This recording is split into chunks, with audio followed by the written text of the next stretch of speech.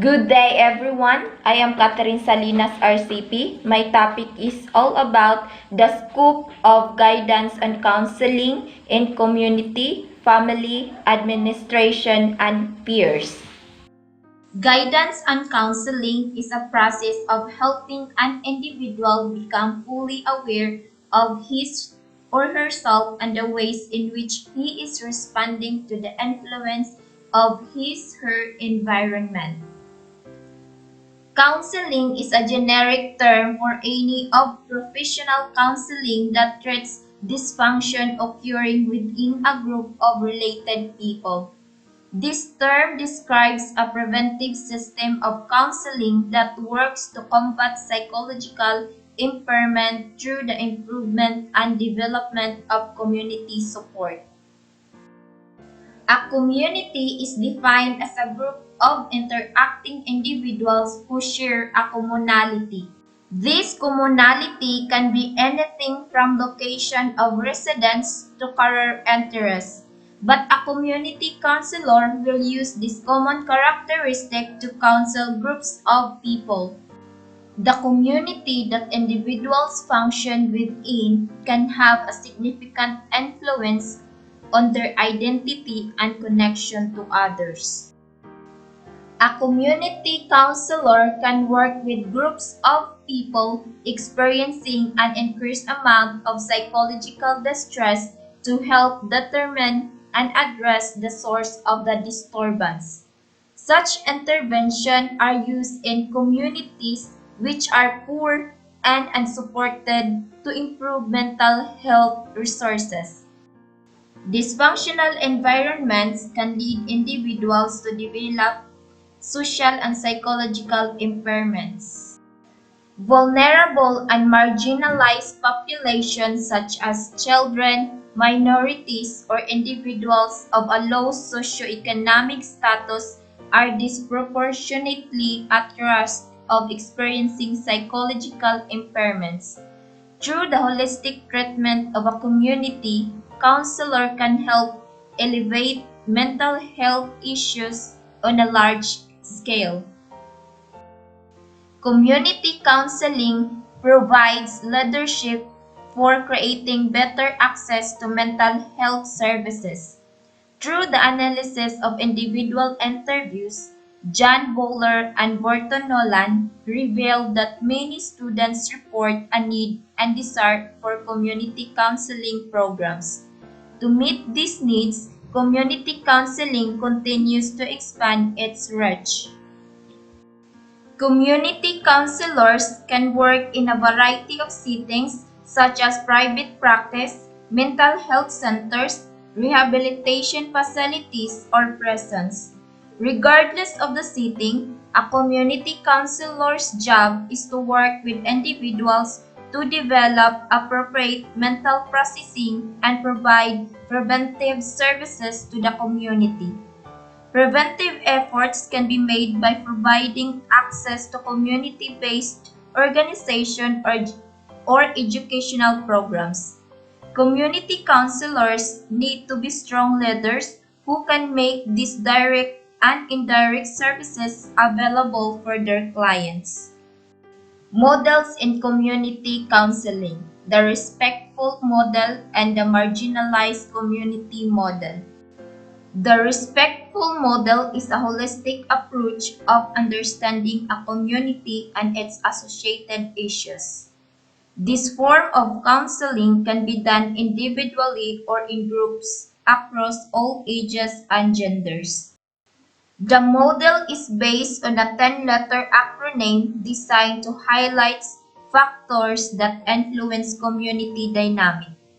Counselors are expected to respect clients regardless of their religious affiliation, economic status, sexual orientation, psychological health, ethnicity, developmental differences, trauma, family, physical appearance, or genealogy.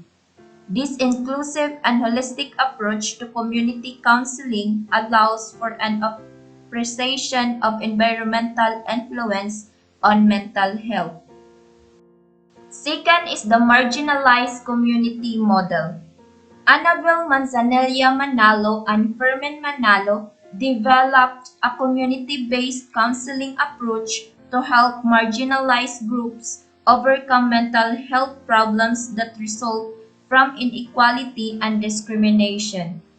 This approach works to integrate community psychology within the context of a social environment. The model values inclusivity, social justice, solidarity, and equality. Community counselors work to facilitate healthy development and establish a system that ensures the delivery of mental health services to the community. This model is focused on empowerment of individuals with the goal of relieving stigma or shame these individuals might feel because of their marginalized identity. This is achieved through support of group formation, enhancement of local resources, research, advocacy, and facilitation of collective action. Community counseling applies to children. Children can suffer developmental and social delays because of untreated mental health issues. Analysis of archival data from 364 children who visited a community counseling clinic revealed that treatment could significantly reduce internalizing and externalizing behavioral problems for children. However, the analysis also found that over half of the children who began treatment did not complete the full course of the available community counseling services. High dropout rates are often considered a significant barrier to providing effective community counseling. Next is adults. Older individuals who did not receive counseling for early psychological dysfunction or individuals who have experienced trauma later in life can benefit from community therapy. A study of Vietnam War veterans demonstrated that community-based readjustment counseling can significantly reduce post-traumatic stress disorder or PTSD and improve life satisfaction. From these results, researchers have hypothesized that community counseling could produce more effective services for veterans in need of PTSD treatment. Programs and services that work to relieve psychological impairments such as PTSD can significantly improve the well-being of adults. Lastly, for substance abuse, community counselors can also act as members of the interdisciplinary teams used to holistically treat persons with drug addiction. Community support and promotion of healthy habits can help improve the well-being of individuals struggling with addiction. In a study examining recovery of alcoholism, 50 participants were assigned to either a community counseling-based intervention or a control condition. Results show a significant reduction in drinking rates for individuals in the intervention, which suggests that community counseling can help aid individuals in the process of addiction recovery. Next is the family. Family, a group of persons united by the ties of marriage, blood, or adoption, constituting a single household and interacting with each other in their respective social positions, usually those of spouses, parents, children, and siblings. The family group should be distinguished from a household, which may include boarders and roomers sharing a common residence. It should also be differentiated from a kindred, which also concerns bloodlines, because a kindred may be divided into several households. Frequently, the family is not differentiated from the marriage pair, but the essence of the family group is the parent parent-child relationship, which may be absent from many marriage pairs. Family counseling or family therapy is a method to develop and maintain healthy and functional family relationships. The goal is to identify and address problems in the family. These issues could be emotional, psychological, or behavioral. Many approaches to family counseling stem from family systems theory. This suggests that families work in systems rather than groups of people who function independently of each other. According to family system theory, changes in one family member will influence changes in other parts of the family. Benefits of family counseling. The benefits of counseling vary from family to family.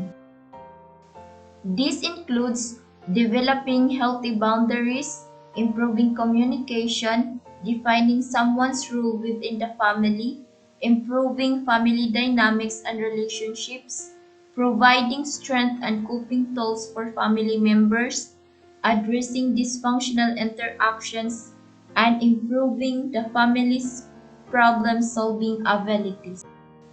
Research in the Journal of Family Therapy suggests family counseling effectively addresses issues with children which include conduct disorders, substance addictions, and offending behavior. Family counseling can also help people with mental health issues. A 2020 study suggests families might find counseling useful for the following reasons: difficulty communicating or expressing emotions, conflicts between siblings, inconsistent parenting, marital problems, developing a functional and healthy relationship following a divorce, adapting to a major change, dealing with a chronic illness or death in the family. Some family counselors offer home visits. This could provide families with more comfort than office-based sessions. However, other families may prefer counseling outside of the home environment. There are several types of family counseling. First is functional family therapy. This therapy typically focuses on families with a child or adolescent with complex emotional or behavioral problems. The child and their parents may attend 8 to 30 weekly sessions together. The sessions will help families learn strategies to deal with the child's behavior and improve family functioning. Next is multi-systemic therapy. This therapy aims to address any behavioral and emotional problems of children or adolescents. Multi-systemic therapy also focuses on broader issues with a child's behavior. For example, it could aim to improve their interaction with social systems such as schools or neighborhoods. Next is transgenerational. This family therapy involves a therapist who examines interactions across generations, such as between parents and children. The aim is to understand how these communications cause problems in the family. Transgenerational therapy is useful when uses and behavior patterns persist across generations. It might also help predict how problems might develop in the future. Next is birth strategic family therapy. The goal of this therapy is to change the patterns of interaction between family members. It is a time-limited intervention that targets family problems leading to problematic symptoms showing in youths. Lastly is structural therapy. Structural therapy manages problems that arise due to the family structure. It aims to achieve a functioning and balanced family hierarchy with appropriate boundaries between members. The key difference with structural therapies is the focus on structure rather than specific behaviors that cause problems. Next is the administration. Administration is defined as the management of human resources in the school, that is, staff and students. It involves cooperative efforts by a number of people to achieve certain objectives. For administration to be effective, the people must be organized and ready to cooperate with each other to achieve the desired end. This requires an organizational structure. Note that no administrative action can be implemented without an organization. Organization is defined as a group of people working together to achieve a common purpose or goal. It is a planned system of cooperative effort in which each participant has a role to play and specific duties and tasks to perform. It is a platform for human relationship.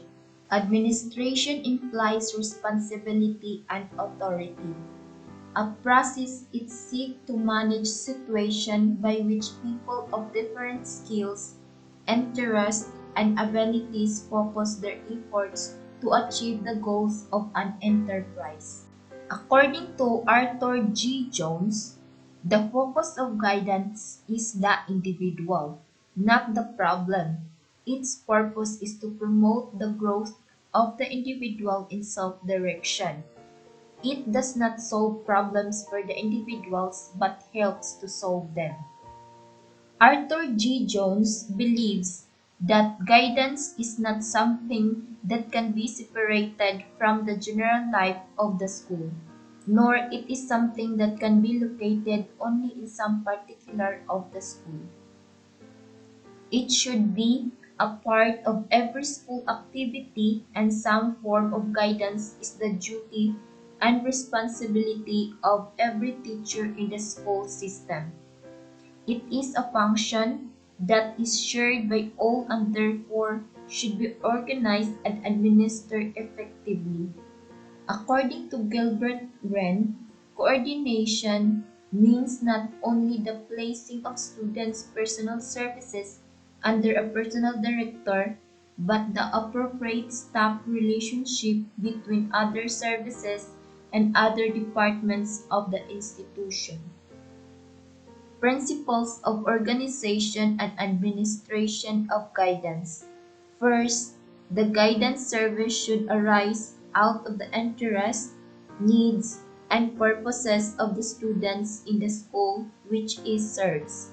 Second, the guidance service should be continuous and serve all youth, not merely the maladjusted ones. Third, guidance service should be connected with the whole individual in his/her total environment and with specific needs and problems. Fourth, guidance services should be organized to deal not only with serious problems after they arise, but also with the causes of such problems in order to prevent them from arising or to be better prepared for their solution.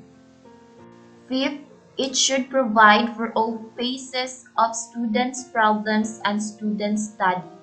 Sixth, it should provide for specialists and services of these specialists should be organized and administered. 7. It should provide for securing and recording through tests and other devices. 8. All guidance activities should be directed toward improved individual self-knowledge and self-direction. 9.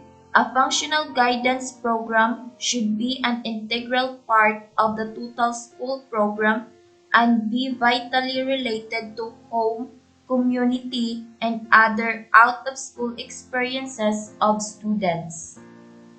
10. It should be a cooperatively undertaking of the entire school and should enlist the interest and effort of every member of the school task. 11. It should be as simple as possible and should be easy to organize and administer.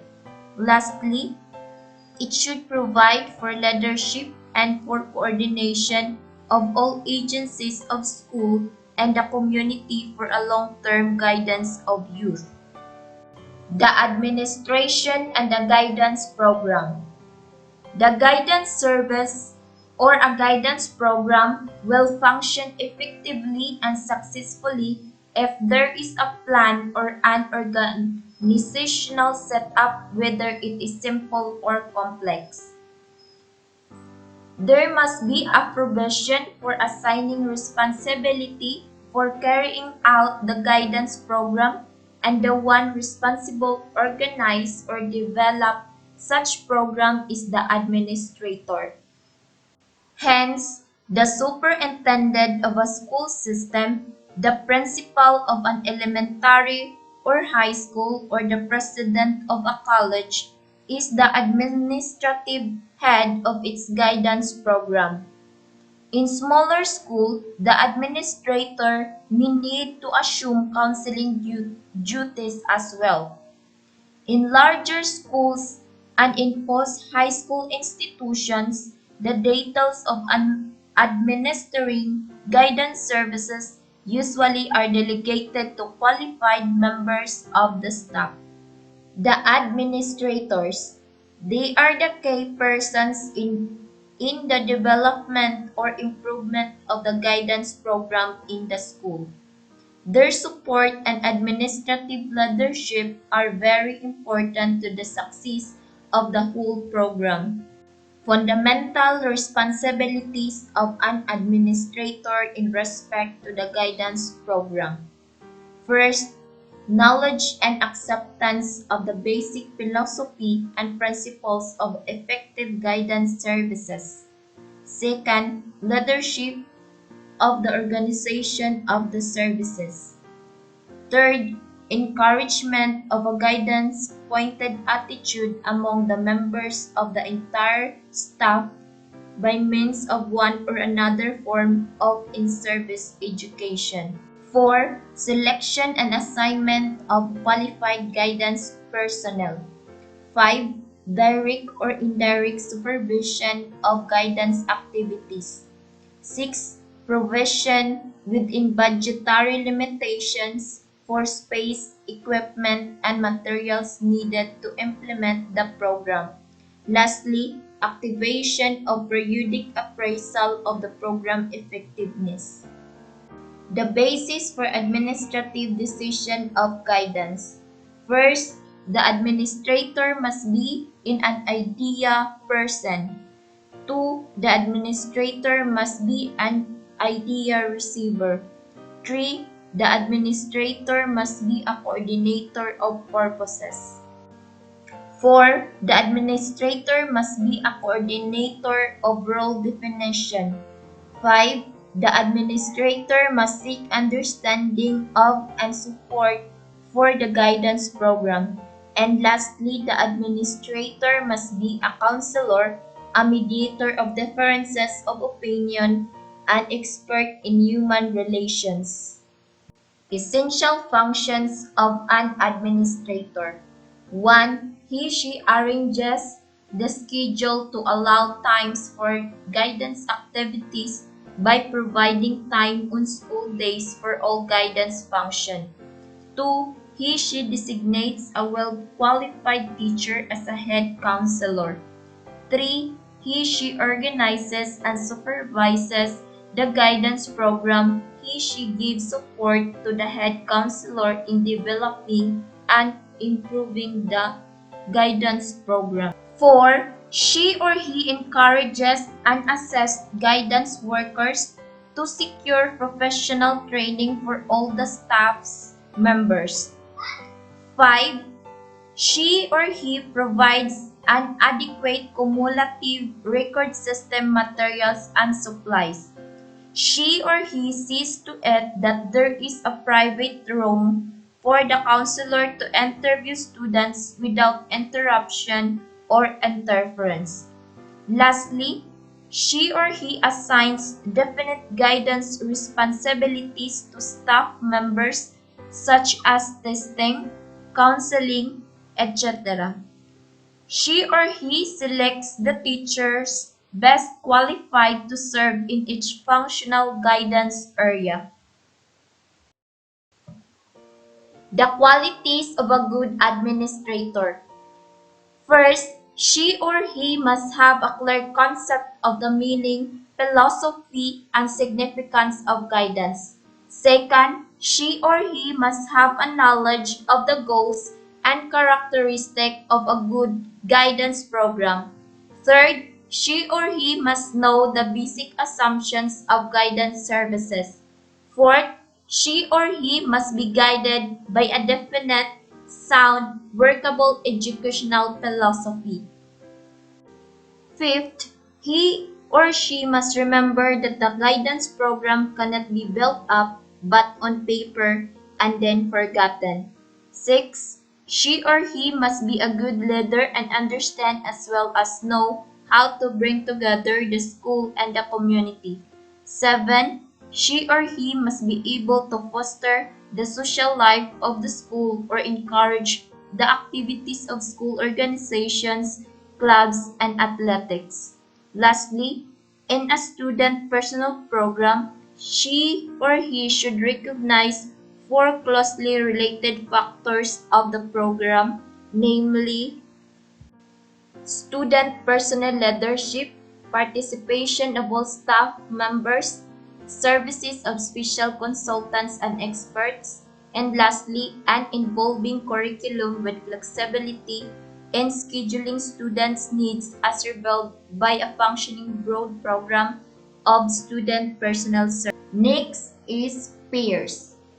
Peers is a person who is equal to another in abilities, qualifications, age, background, and social status.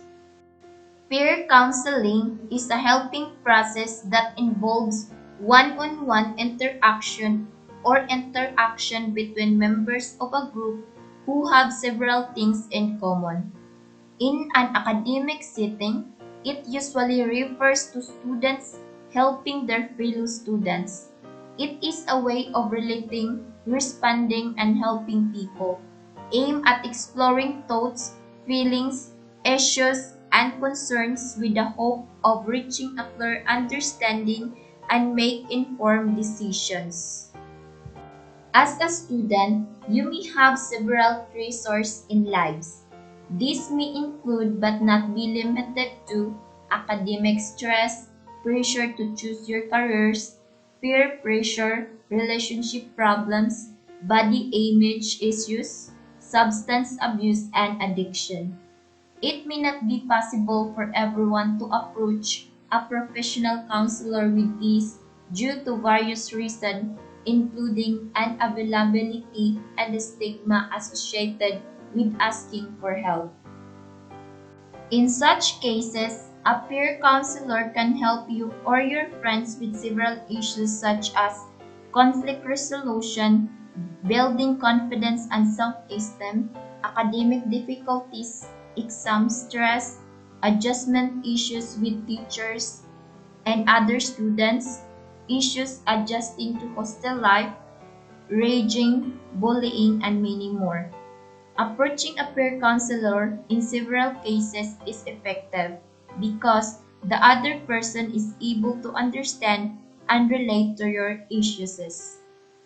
Peer counselors are trained in communication, listening skills, assertiveness, ethics of peer counseling, issues of confidentiality and breach of it, boundaries regarding helping others, and basic counseling skills. A peer counselor is also trained on when to refer the person to a professional counselor. Though they receive training, they are not certified counselors. For campuses with a counselor, A peer counselor becomes a bridge between the counselor and student. In the absence of a school college counselor, peer counselors help their fellow students understand their emotional and behavioral disturbances and work on solution. In some cases, they also refer them to a professional counselor in their area. Even with the training, a student should have certain qualities to become a peer counselor: active listening skills without being intrusive, empathy and sensitivity. They must keep the student's information confidential, not gossip about it. Good communication skills and the ability to dig deep into a student's psyche. Amiable in nature. More importantly, they should be initially interested in helping the other student with their issues.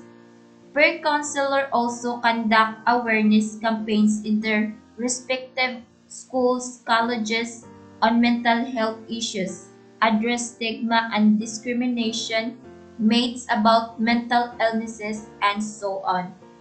It is not just the fellow students, but peer counselors themselves make positive gains during their training and practice. Some foreign universities ask for NGO volunteer experience. Students can list peer counseling experience in their resume with applying to such institutions, increases their self-esteem and problem-solving skills, teaches leadership skills, helps them learn empathy, respect, and other life skills. So that's all about the scope of guidance on counseling in community, family, administration, and peers. And thank you for watching.